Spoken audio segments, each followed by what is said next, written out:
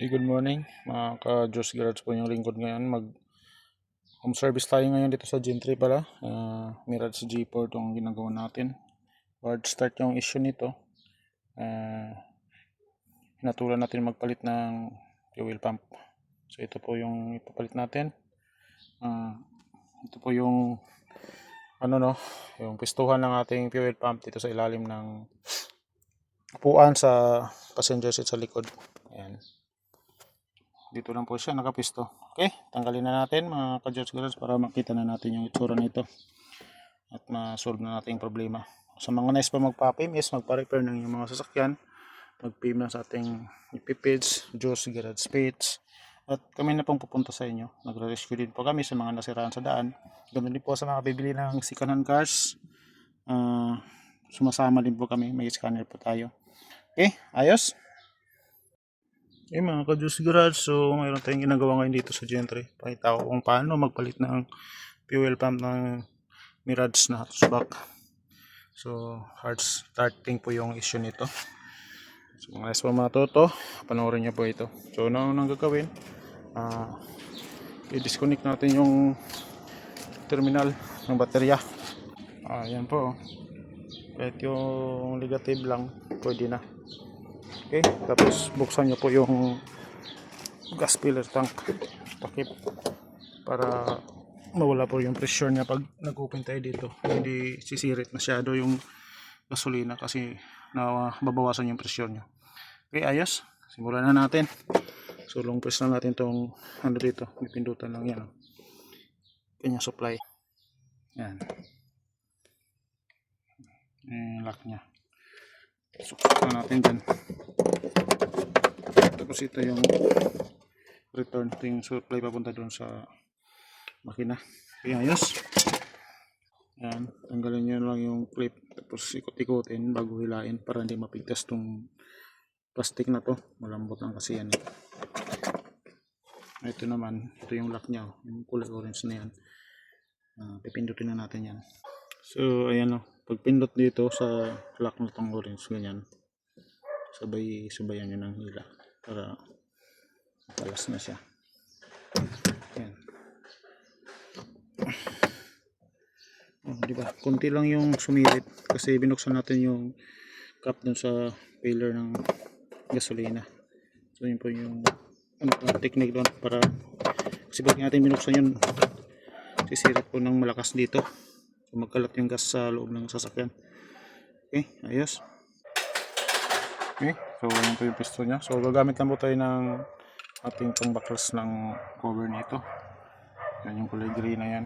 So ito po yung gagamitin natin. Ipistonan natin ng ganon, tapos ipipihitin natin. Okay, ayos. Okay, yan po yung piston nya guys. Okay, birahin na natin. Wala na siya. Napihit na.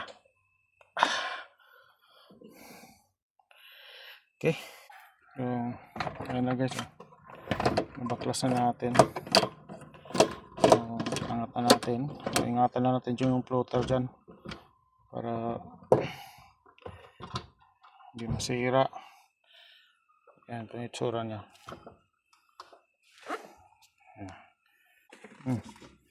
Yung itim yung floater nya. Ayan. Okay. Ito yung tangke nya. Daming gas. Pagka madumi, pwede natin linisin yan, lilimasin lang. Pagka malinis pa naman, pwede nang hindi na.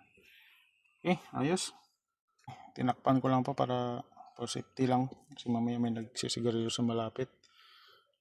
Ayos. Bukasin na natin to.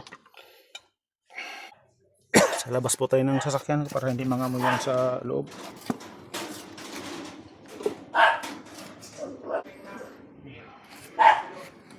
Mitsubishi Mirage na hatchbox. Ang itsura nya.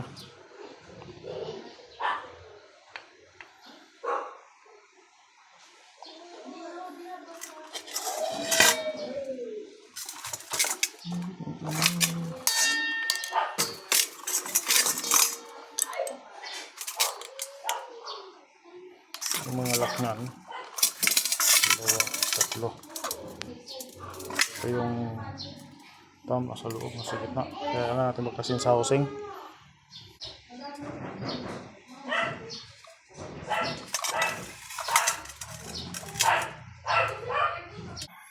Okay, yan, sinalin ko na yung gas dun sa ating humba para hindi na magkalat. Na, tanggalin mo natin yung mga connector na to. Okay. Ayan, pinipindot lang yan tapos hatak. Ganun din itong isa, may pinipindutin lang din. Tapos hatak. Ayan, tanggalan natin.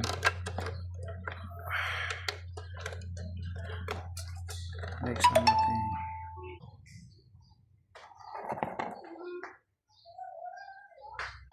Tatanggalin natin itong circlip na to para mabuno itong nasa itaas. Yan ang hawak sa kanya. Ayan, tsura niya. Letter C. Ayan. Ayan, tinatanggal yung clip dyan para mahugot itong isa.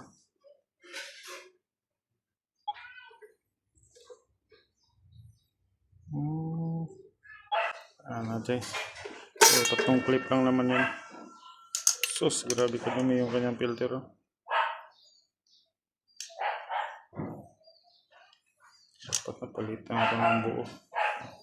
Pag ganito nakadumi. Hindi lang yung pump. Ang dumi. Oh. Ito. Oh, kadumi talaga. Yan, tinutuklap lang yung lock niya. Isa, dalawa, tatlo. Mabahugot na agad yan. Ayun, pag natanggal na dito, pwede na siyang hugutin. Tulad yan.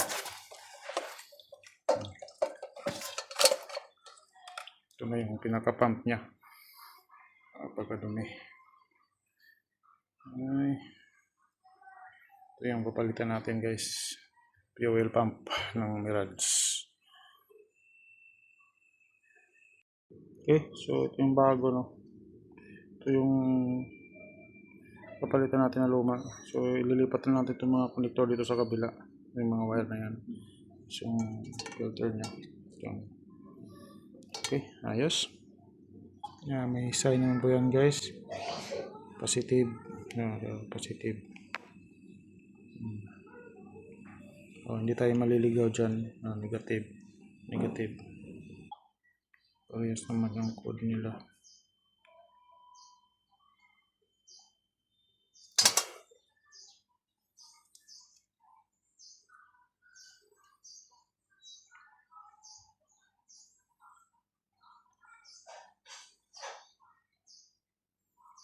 UCT T35.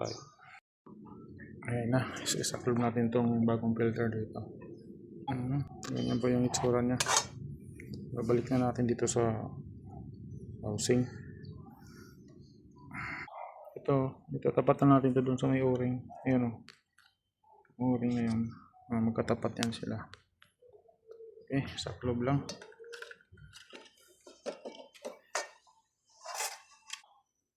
Ayun, napisto na natin. Salpak na.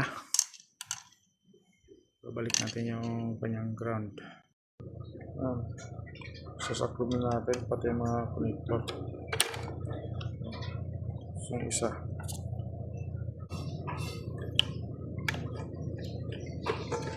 Yan, dito na mag-lock. Ayun na guys, nasalpak na natin. Ito yung mga connector. Sa baba. Dito na, pati yung ito. Yung ground, huwag kalimutan. Okay. Yes. Lagyan na natin yung lock dito. Yan o. Yung circuit. Yung isa. Yung lock na. Ready na. Lipat natin ito doon. Salpak na. Okay. So, babalik na po natin dito sa tangke. Yung pump assembly. Fuel pump.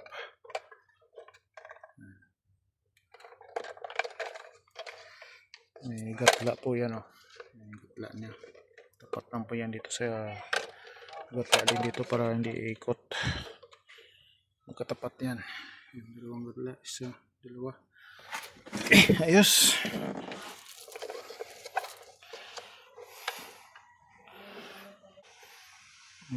Iuna natin yung floater. Ayan. Okay, tapos tapat natin sa slot nya, yung gatla nya. Pagka hindi na maikot yan, sabihin yun, nakatapat na. Hindi na maikot. No? Nasa ano na siya, tamang pisto na. Sunod natin yung kanyang takip. Ito. Okay na, so naikabit na natin. Balik na lang natin yung mga connection nya. Ito, so kita naman yan. So return. Tapos yung kanyang clip.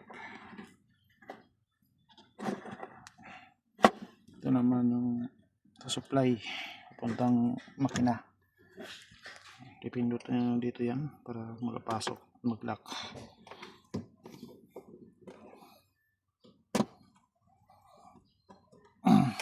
Yan.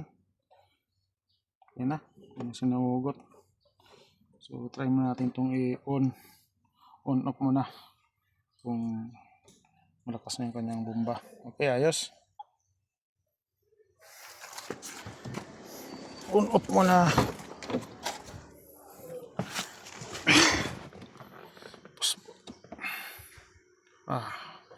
Kabit muna pala natin yung baterya. Okay, nakabit ko na yung baterya natin. On muna.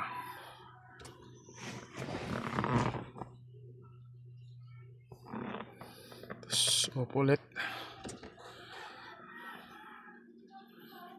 On.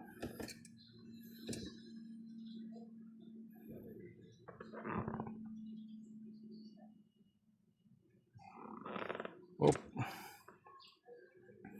Ang kanyang milyahe ay 131,401. On. Off.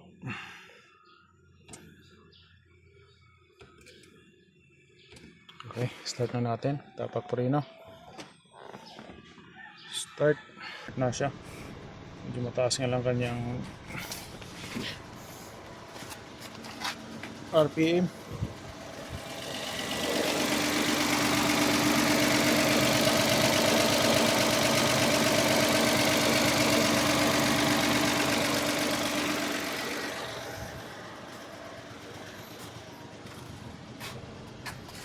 Check na natin kung walang leak. Okay, ayos naman. Sara na natin to.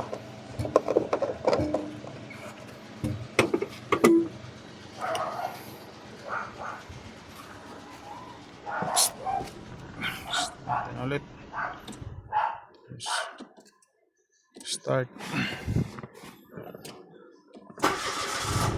Yun.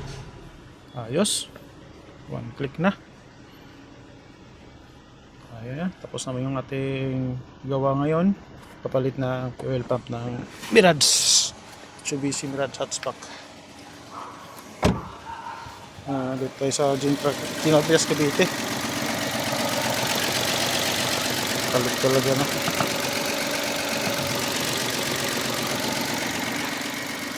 Okay, ayos.